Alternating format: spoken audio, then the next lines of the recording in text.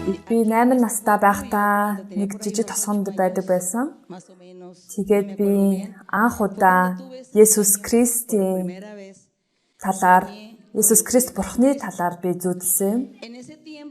Би энэ цаг хугацаанд энэ насандаа би Бурхан гэж юу вэ гэдгийг надад заасны дагуу би мэддэг байсан. Нэг баримл эсвэл нэг зураг гэж боддог байсан. Надаас үнэхээр хол байгаа тэр Бурхан байгаа хаа гэж боддог байсан.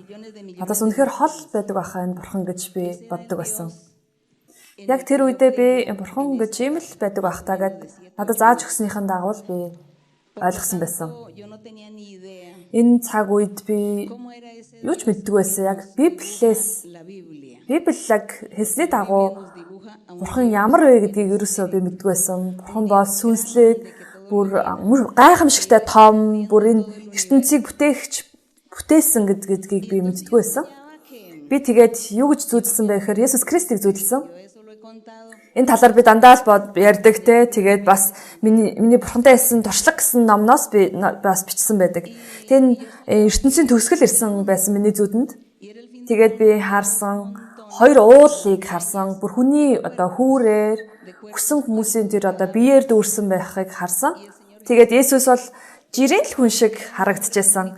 Тэгээд Израиль, араб хүмүүсийн өмсдөг тэр хувцсыг өмссөн, бас сандалыг нь өмссөн тийм энгийн хүн шиг харагдсан. Тэгээд надад би мэдчихсэн Есүс Христ Бурхан гэж мэдчихсэн. Би бас ганцаараа энэ сүүлийн өдөр үлдсэн байна гэдгийг би мэдчихсэн. Тэгээд Бурхан нэг хүрийг аваад баруун зүүшээ шидэл, нөгөө зүүн тишээ дахиад өөрийг аваад зүүн тишээ шидэл байсан.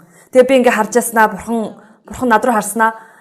Чи энэ мөнхийн амийг авсан хүмүүсийг ялгахад надад тусал гэдгсэн.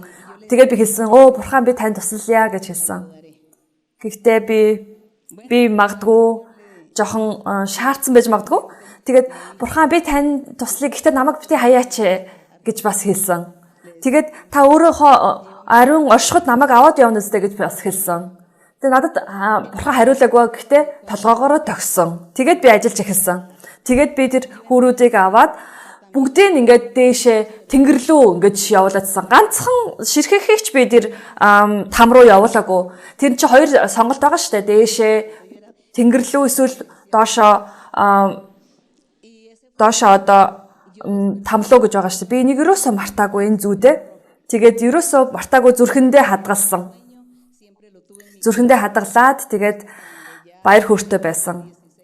18 настай болох үедээ би яг анх удаа Библийг унших боломжтой болсон. Би тэгээд Библийг уншиж байхдаа илүү их Евангелийн сүмийг бас евангелизмыг бас мэдсэн. Маш олон жилийн дараа сүм хэлсэн шүү дээ.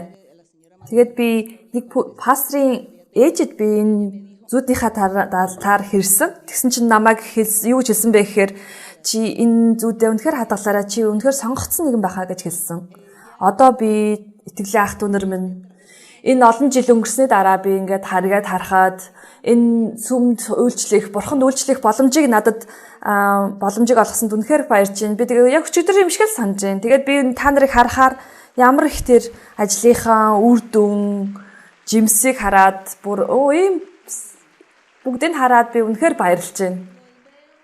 Энэ ажлынхаа үр дүнг би хараад үнэхээр баярлж байна.